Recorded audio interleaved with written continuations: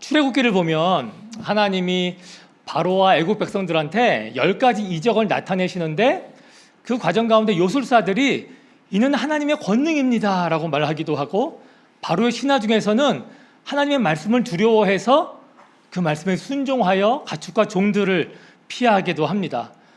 이뿐만이 아닙니다. 모세의 이 메뚜기 재앙 앞에선 바로의 신하들이 사람들을 보내서 그들의 하나님 여호와를 섬기게 하소서, 왕은 아직도 애굽이 망한 줄을 알지 못하십니까? 라고 말하기도 합니다. 하나님이 10번이나 이 재앙을 내린 목적을 하나님은 말씀하시는데, 내가 이번에는 모든 재앙을 너와 내 신하와 백성에게 내려서 온 천하가 나와 같은 자가 없음을 내가 알게 하리라 라고 말씀합니다. 실제로 애굽 백성들 중에 많은 사람들이 이스라엘 백성과 함께 출애굽한 내용들이 성경에 기록되어 있습니다. 바로 역시도 처음엔 마음을 강팍하게 했지만 우박 재앙 땐 이번엔 내가 범죄했노라, 여호와는 의로우시고 나와 백성들은 악하도다라고 말했고, 메뚜기 재앙 앞에선 모세를 급히 불러서 바라건대 이번만 나의 죄를 용서하고 너희 하나님 여호와께 구해서 이 죽음만큼은 내게서 떠나가게 하라라고 간청을 했습니다. 그런데 바로는 그 고난이 지나가고 숨쉴만 하게 되니까 다시 마음을 강팍하게 합니다. 저는 바로가 했던 반응들 거의 돌이킨 것 같은데 결국엔 마음을 굳게 하는 모습을 보면서 참 안타까운 마음이 들었습니다. 그런데 이 모습 우리가 많이 본 모습 아닙니까? 바로 저와 여러분의 모습 아닙니까? 이번 한 번만 도와주시면 제가 정말 믿음으로 살겠습니다. 하나님 긍휼을 베풀어 주시면 제가 정말 하나님 기뻐하시는 삶을 살겠습니다 라고 말하지만, 이 문제가 조금 지나가고 나면은 믿음은 온데간데 없이 살아가는 경우가 우리 삶에 얼마나 많이 있습니까?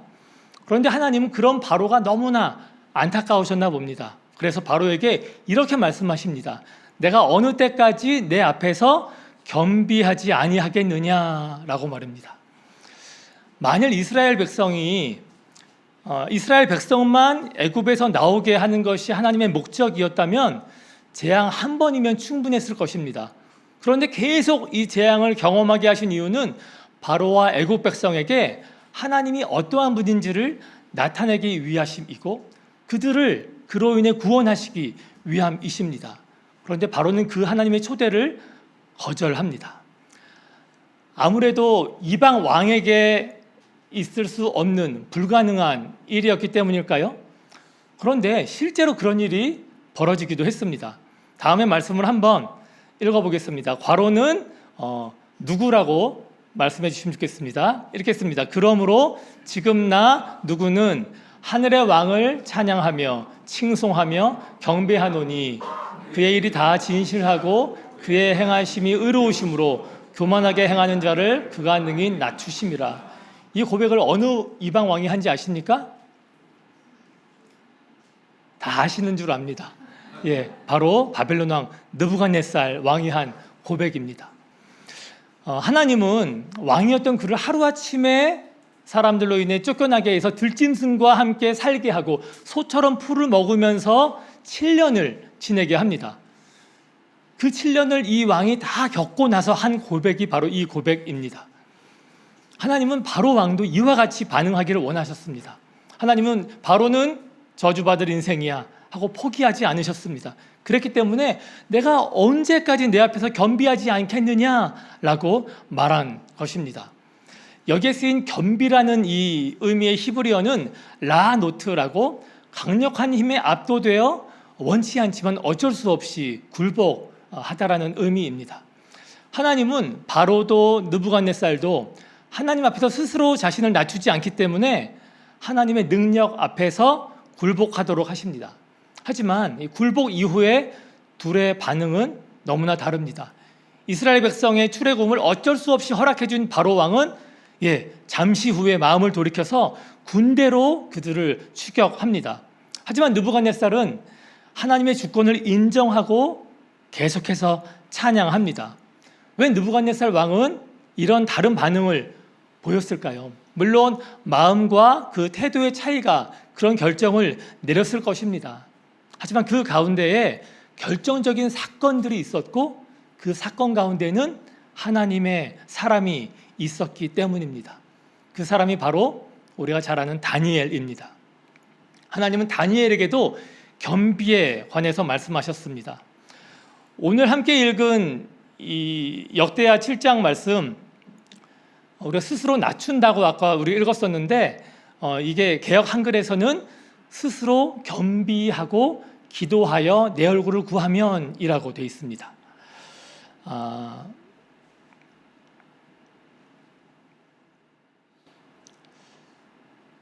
하나님이 다니엘에게 하신 말씀을 함께 읽어보겠습니다. 그가 내게 이르되 다니엘아 두려워하지 말라. 내가 깨달으려 하여 내 하나님 앞에 스스로 겸비하게 하기로 결심하던 날 첫날부터 내 말이 응답받았으므로 내가 내 말로 말미암아 왔느니라. 여기서 겸비하다에서 사용된 히브리어는 아까 바로에게 사용한 겸비와는 다른 단어입니다. 하지만 같은 어근인 아나를 사용합니다. 이 어근 아나의 뜻은 꾹 누르다, 낮추다, 굴복시키다입니다. 하지만 다니엘에게 사용한 이 겸비라는 이 단어는 그 뜻이 완전히 다릅니다. 아까는 원치 않지만 외부의 압력에 의해서 어쩔 수 없이 자신을 낮추고 굴복한다는 의미였지만, 다니엘에게 쓰였을 때 이 말은 수동형 제귀 동사로 외부의 의사가 아니라 스스로 자신을 낮춘다는 의미입니다. 겉으로 보기엔 모두가 하나님 앞에 굴복하는 것 같지만 그 의도와 태도는 너무나도 다른 것입니다. 그렇다면 스스로 겸비하여 살아가는 이 다니엘의 어떤 점을 통해서 느부갓네살 왕은 하나님 앞에서 겸비한 자로 동일하게 살게 되었을까요? 저는 오늘 겸비한 사람들의 특징에 대해서 한번 나눠보려고 합니다. 그래서 다음의 말을 저와 같이 한번 따라해 주시면 좋겠습니다. 하나님 앞에 겸비한 자는 하나님께 뜻을 정한 사람입니다. 다니엘 1장 8절은 다니엘은 뜻을 정했다고 기록이 되어 있습니다. 다니엘이 겸비한 사람으로 살아갈 수 있었던 가장 큰 이유는 그가 먼저 뜻을 정했기 때문입니다. 그러나 하나님 앞에 자신을 낮추어 살기로 뜻을 정했는데요, 그 낮추어 사는 것이 구체적으로 어떤 것인지를 말씀드리겠습니다. 그것은 첫 번째로 왕의 음식과 포도주로 자신을 더럽히지 않겠다는 것입니다. 왕이 하사하는 음식이 왜 다니엘을 더럽히냐면, 바벨론의 모든 음식은 우상의 신전에 바쳐서 제사를 드린 뒤에만 먹게 되기 때문에 그것은 또 이스라엘 백성들을 부정케 하는 음식들이었고, 또 포도주 역시 제단에 뿌린 뒤에 마시게 되는 것입니다. 뿐만 아니라 레위기에서 금지한 고기들을 그들은 주로 먹었을 뿐 아니라 음식을 요리할 때 핏째 요리했던 경우가 많기 때문에 다니엘은 그 음식들로 자신을 더럽히고 싶지 않아 했습니다. 그리고 다니엘 6장에 보면 3일 동안 왕 이외에는 그 누구에게도 절하지 말라라는 이 금령이 내려왔음에도 불구하고 다니엘은 뜻을 정했기 때문에 사자굴 앞에 던져질 것을 알면서도 뜻을 굽히지 않고 예루살렘을 향해서 기도했습니다. 왜 그랬겠습니까? 왜냐하면 다니엘은 하나님이 기뻐하시는 것만 행하기로 마음을 정했기 때문입니다. 하나님이 원치 않는 것은 행하지 않기로 뜻을 정했기 때문에 그렇게 결정했던 것입니다. 몇 달 전에 어떤 교회에서 한 캠페인을 하는 것을 우연히 알게 되었습니다. 그 캠페인의 이름이 얘기해라는 캠페인입니다. 얘기해, 이렇게 기억하면 좋은데요, 이 뜻이 뭔지 모르시기 때문에 얘기해의 첫 자를 운을 띄워주시면 제가 그 뜻을 설명해 드리겠습니다. 운을 한번 띄워주시죠. 어떻게 하면 예수님을 기쁘시게 해드릴까? 이게 이 캠페인의 이 주제입니다. 이 캠페인이 뭔가 궁금해서 다른 교회지만 제가 그 카톡방에 들어갔습니다. 근데 그 카톡방의 내용을 보면서 어떻게 하면은 매일의 일상에서 하나님을 기쁘시게 해드릴까 생각하고 실천한 내용들을 사람들이 카톡에 적고 그걸 공유하는 거였는데, 제가 그걸 보면서 너무 은혜가 돼서 몇 개를 좀 나눠보겠습니다. 예수님, 저는 나쁜 짓 하면 10만 원, 나쁜 짓을 하지 않으면 0원입니다. 제 환경 속에서 나쁜 짓을 하지 않고 올바른 삶으로 살려면 하루에 1, 2만 원밖에 못 법니다. 그렇지만 전 나쁜 짓을 하지 않고 가난한 삶을 선택하겠습니다. 또 다른 분의 고백입니다. 아버지의 건강검진 결과에서 폐 쪽에 이상이 있다는 소견이 보여 대학병원에 검사를 예약해 놓았습니다. 걱정보다는 마음이 평안하고 이 기회로 아버님이 예수님을 영접할 수 있지 않을까 기도하게 됩니다. 사랑하는 손주와 며느리가 기도하니 걱정 마시라고 말씀드렸습니다. 제가 담대하게 선포할 때 아버님 마음속에도 주님 주시는 평안이 넘쳐나리라 믿습니다. 또 한 고백입니다. 교통사고로 인한 뇌 손상으로 걸을 수도 말을 할 수도 없는 5년이 되신 분이 계십니다. 아내를 통해 요즘 폐렴으로 힘들다는 소식이 들립니다. 하나님의 음성처럼 들려서 하나님을 기쁘시게 하기 위해 오늘 아침 바로 병원에 찾아가 봐야겠다는 마음에 순종했습니다. 시편 23편 말씀을 읽어드리고 기도해드렸습니다. 계속 옆에서 병간호하신 부인 권사님이 지쳤는지 제 아내가 안아드리니 우십니다. 그냥 함께 울다 나왔습니다. 주님 위로할 수 있어서 감사합니다. 한 분의 고백입니다. 은행 잔고가 점점 거의 다 사라진다. 게다가 건강을 자신하던 남편이 많이 아프다. 세상이 사라져도 이런 일은 상상을 한 적조차 없는 일이 현실이 되었다. 5만 가지가 머리를 스치다가 얘기의 챌린지를 붙들었다. 그럼에도 불구하고 감사한 일들을 병원 침대에서 남편과 얘기했다. 오랜만에 병원 쪽잠이 최고의 잠이 된다. 예수님 감사해요. 5만 가지 생각이 감사로 바뀌는 시작입니다. 한 분의 고백입니다. 출근 후 빈집에 시어머니께서 불쑥 찾아오셨습니다. 괜찮다고 여러 번 사양해도 음식과 양육을 도와주려 하심이 부담스럽고 난처했으나 마음이 불편하다 찡그리지 않았습니다.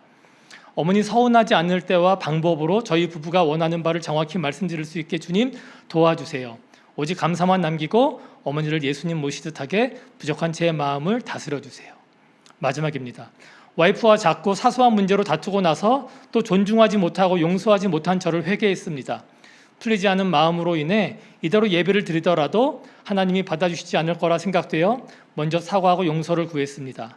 다행히 와이프도 그런 마음을 알아주었는지 마음을 풀어주었고 곧 함께 예배를 드리려 합니다.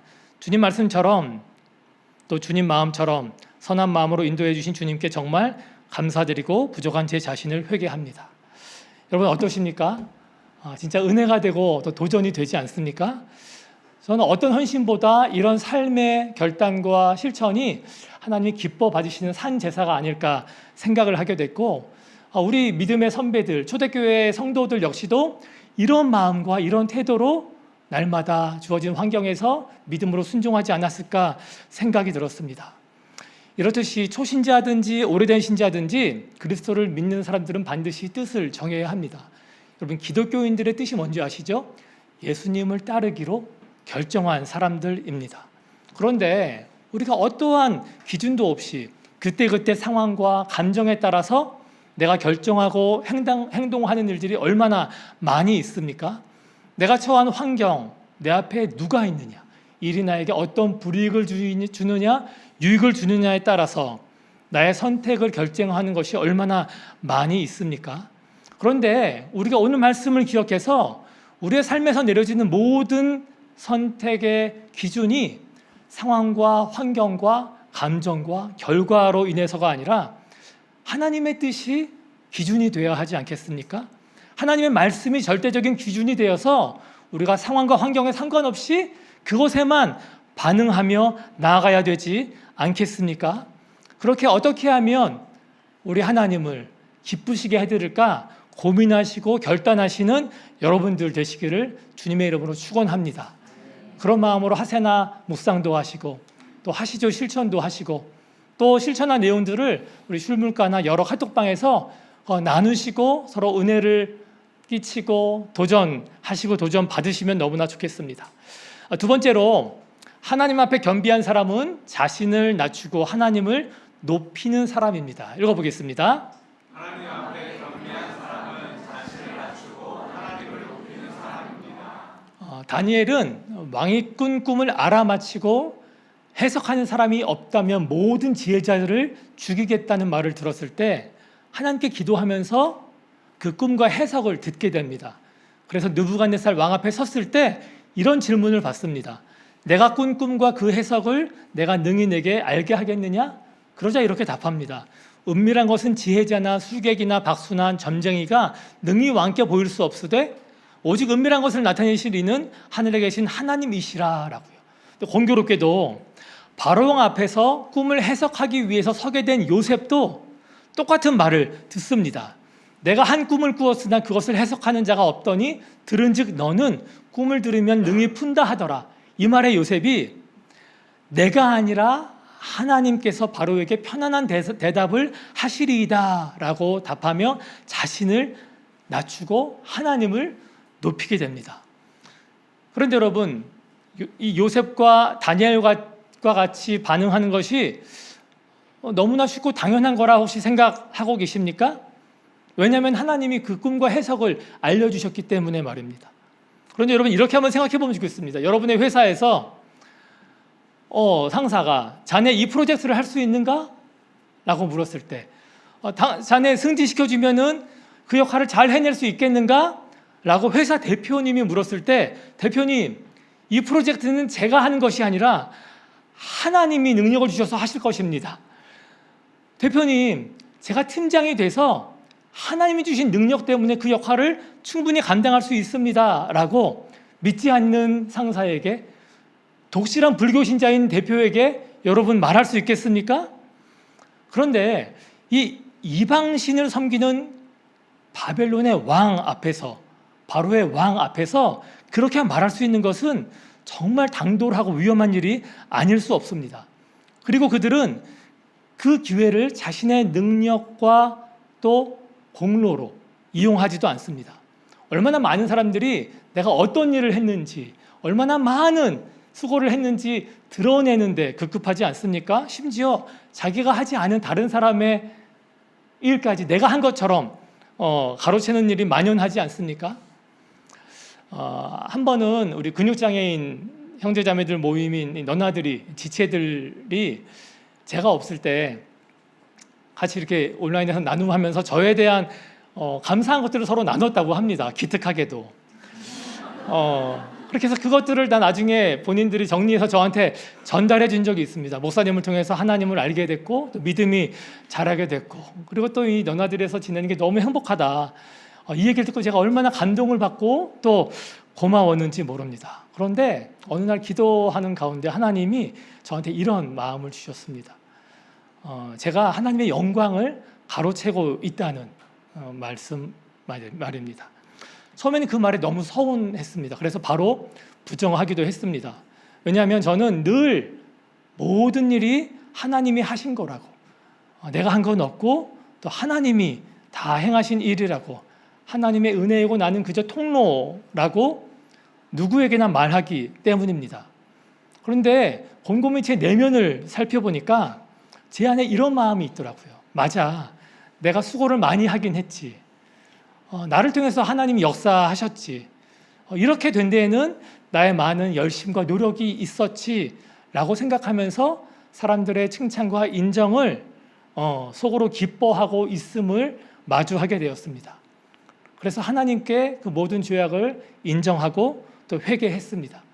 그리고 너나들이 우리 지체들하고 특별히 작년에 세례 교육을 할 때 이런 이야기를 했습니다.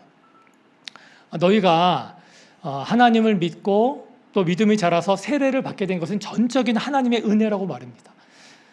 예수님이 마음 주시고 인도하시지 않았으면 나는 너희들을 만나지도 않았을 거고, 그리고 내가 너희가 생각하는 그렇게 괜찮고 선한 사람이 아니라고 이야기를 했습니다.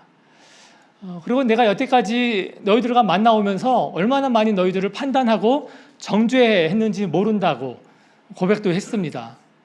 정말 하나님의 은혜가 아니면 나도 이 자리에 있을 수가 없고, 정말 하나님 앞에 끔찍한 죄인인 것을 내가 고백하고 또 너희도 알기를 바라니까 모든 감사와 영광을 하나님께 올려드리자라고 말을 했습니다. 제가 이런 말씀을 드리면 혹시 어떤 분들은 맞아, 이것은 교회 사역이니까, 그리고 믿음의 열매에 관한 이야기니까 그렇게 말하는 게 당연할 수 있어 라고 생각하실 수 있습니다. 그렇다면 우리가 회사에서 노력하고 누리게 된 성과와 보상은 어떻습니까? 그것들은 내가 수고했고 내가 노력했으니까 내 공로가 맞습니까? 내가 마땅히 누려야 되는 건 맞습니까? 또 내가 힘들게 일해서 번 돈이니까 내 마음대로 내가 원하는 곳에 사용해도 되는 것입니까? 여러분, 우리가 알아야 합니다. 우리가 그 일을 할 수 있었던 것은 그런 능력을 하나님이 주셨기 때문이고, 또 일할 수 있는 건강을 주셨기 때문이고, 그리고 일할 기회를 주셨기 때문인 것입니다. 여태까지 모든 만남을 허락하여 주시고 많은 실수와 잘못에도 불구하고 하나님이 선하게 인도하여 주셨기 때문에 내가 누리고 있는 모든 것들은 전적으로 하나님이 도와주시고 축복했기 때문에 누리고 있다라는 사실을 우리는 알아야 됩니다. 여러분, 이 사실을 믿으십니까? 그렇기 때문에 우리는 하나님 앞에서 내가 누리는 것은 모든 것이 하나님으로부터 온 은혜임을 인정하고 겸비하게 반응하시는 사람이 되어야 합니다. 언제 어디서나 나는 낮추고 하나님만 높이시며 겸비한 삶을 살아가시는 모든 분 되시기를 축복합니다. 우리 옆에 분들한테 이렇게 한번 고백해 볼까요? 저는 아무것도 아닙니다. 무익한 종입니다. 예, 마지막입니다. 하나님 앞에 겸비하는 것은 죄를 뉘우치고 돌이키는 것입니다. 한번 읽어보겠습니다. 하나님 앞에 겸비하는 것은 죄를 뉘우치고 돌이키는 것입니다. 성경에는 다니엘 이외에도 하나님께 겸비하여 은혜를 얻은 많은 사람들이 나옵니다. 그런데 그 중에는 의외의 인물, 아주 악한 사람들이 등장합니다. 이세벨의 남편이자 나봇의 포도원을 뺏은 아합 왕도 하나님 앞에서 겸비했습니다. 그리고 유다 왕 중에 가장 악한 므낫세 왕도 하나님 앞에 회개하여 스스로 겸비해집니다.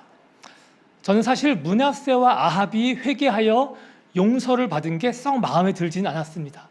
왜냐하면 그들이 얼마나 많은 아이들을 희생 제물로 죽게 했고 또 백성들을 억울하게 죽게 했는지 알기 때문입니다. 게다가 그들로 인해서 수많은 사람들이 우상 숭배를 하여 하나님께 범죄하게 했는데 저들이 기도 한 번 했다고 바로 그 모든 죄를 사해 주시고 나중에 므낫세는 그 왕위를 회복시켜 주신다는 게 아주 너무하신 거 아닌가라는 마음도 솔직히 들었습니다.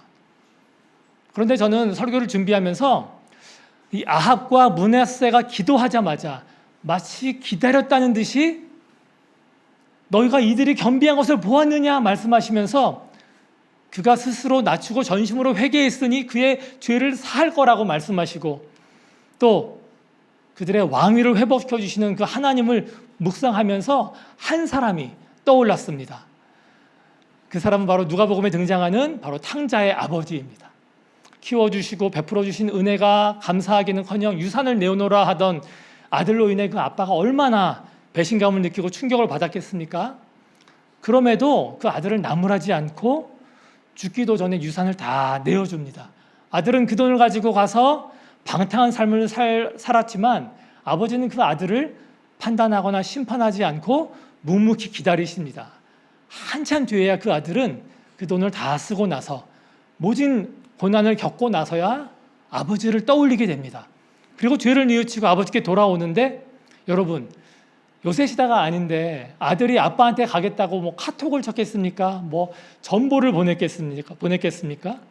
그런데 아무 연락 없이 아버지께 돌아오지 않았겠습니까? 그런데 아들이 집에 도착하기도 전에 아주 한참 전부터 이 아버지가 길 위에 서 있습니다. 아버지가 길 위에 서 있어서 아들을 기다린 게 그날 하루뿐이었겠습니까? 아마 아들이 떠난 그 다음 날부터 매일같이 그곳에서 하염없이 아들을 기다렸을 것입니다. 오늘은 오지 않을까? 내일은 오지 않을까? 하고 말입니다. 그렇게 한없이 아들을 기다리다가 그러던 어느 날 저 멀리서 아들이 걸어오는 것을 보게 됩니다. 그러자 아들을 발견한 아버지가 어떻게 합니까? 바로 뛰어가서 그를 가서 안고 입을 맞추고 좋은 옷을 가져다 입히고 잔치를 벌입니다. 아버지는 책망하지도 않고 오히려 돌아온 아들로 인해 기쁨을 감추지 못하십니다. 여러분, 이 아버지가 바로 우리 하나님이십니다. 그렇기 때문에 아합과 므낫세가 어떤 악한 죄를 많이 저질렀어도 그들을 심판하려 하기보다 그들이 스스로 겸비하여 죄에서 돌이키기만을 간절히 기다리셨고 그들이 겸비하여 주께 나아가서 회개하자 저들의 죄를 사하시고 은혜를 베푸신 것입니다. 여러분 3년 전에 미국의 잭 미어 크립스 목사님이 대학교 채플에서 이런 말씀을 전했습니다. 다른 사람들에게 거짓 없는 사랑을 하기 위해서는 우리는 자신을 낮추어야 합니다. 그것이 불편한 일이지만 자신을 낮추고 내 힘으로 사랑하려고 애쓰는 것을 멈추고 예수님께 나아와 그분의 진짜 사랑을 받으십시오 라고 말합니다. 그렇게 설교하고 그 사랑을 받기 원하는 사람은 설교가 마치고 강대상 앞으로 나와서 기도를 받으라고 초청을 했습니다. 그런데 아무도 나오는 사람이 없습니다. 설교 중간에도 도전을 했고 설교가 마칠 때도 강력하게 콜링을 했는데 단 한 사람도 나오지 않았다고 합니다. 그 상황을 생각만 해도 정말 제 입장에서는 끔찍합니다. 아무도 안 나오자 이 목사님이 급히 기도로 설교를 마치고 집으로 향했다고 합니다. 집으로 가기 전에 아내한테 이런 문자를 보내고 말입니다. 어떻게 문자를 보냈냐면 여보 오늘 설교 완전히 망했어. 지금 들어가는 중인데 빨리 가서 잠이나 자고 싶어 라고 말입니다. 그 시간이 낮 12시였습니다. 집에 도착한 뒤에 2시간 뒤에 학교로부터 전화가 오게 됩니다. 그리고 목사님에게 이렇게 말을 합니다. 목사님, 채플에 있던 학생들이 떠나지 않고 있습니다. 그들이 여전히 여기서 기도하고 있고 심지어 다른 과의 학생들까지 계속 와서 기도하고 있습니다. 빨리 지금 학교로 오시기 바랍니다. 그리고 그 시간에 다른 학교 관계자들이 다른 학교의 교수님들한테 전화를 돌리면서 다음과 같이 말했습니다. 지금 학교에 엄청난 일이 일어나고 있습니다. 채플이 아직도 안 끝났습니다. 하나님이 지금 이곳에서 움직이고 계십니다. 라는 연락을 말합니다. 나중에 목사님이 도착해서 안 사실인데 그 목사님의 콜링에 아무도 반응하지 않던 사람들 중에서 한 사람이 나와서 자신의 죄를 고백하며 회개를 했다고 합니다. 나중에 한 사실인데 아까 학생들이 반응하지 않았던 것은 그 말씀에 너무나 찔려서 어찌할 바를 알지 못했던 것이고 특별히 하나님의 임재에 압도되어서 도무지 움직일 수가 없었기 때문이라고 합니다. 그렇게 한 사람의 회개가 다른 사람의 회개로 이어지면서 그곳에 있는 학생들이 모두가 자신의 죄를 고백하기 시작합니다. 그 회개는 이렇습니다. 내가 기독교 대학에 다니면서도 정작 내 삶에는 예수님이 없었고 하나님을 전혀 사랑하지 않았음을 고백하고 또 내가 스마트폰에 중독되어서 음란물과 SNS에 빠져서 살아가고 있었고 다른 사람들과 비교하며 살아왔음을 고백했고 또 속으로는 남을 정죄하고 증오하면서 믿음의 거짓된 가면을 쓰고 살아왔음을 드러내며 회개하기 시작했습니다. 그렇게 회개를 계속 이어나가자 회개한 사람들을 중심으로 모여서 중보하게 되고 또 말씀을 선포하고 찬양하고 예배하는 일들이 계속되게 되었는데 당시가 수요일 오전이었는데 그때부터 이 예배가 무려 16일 동안 그것도 24시간 한 번도 조금도 멈추지 않고 계속해서 드려지게 되었다고 합니다. 이것이 그 유명한 2023년 미국 에즈버리 대학교에서 일어난 일입니다. 그 학교 전체 학생 수가 1,500명이고 그 마을의 전체 인구가 6,000명인데 그 기간 동안에 미국 전역에서 이 소식을 듣고 찾아온 대학생들 그리고 전 세계의 사람들이 하나님의 임재와 부흥을 경험하기 위해서 비행기를 타고 날아온 모든 사람들의 인원이 공식 집계만 최소 5만 명에서 10만 명에 달한다고 합니다.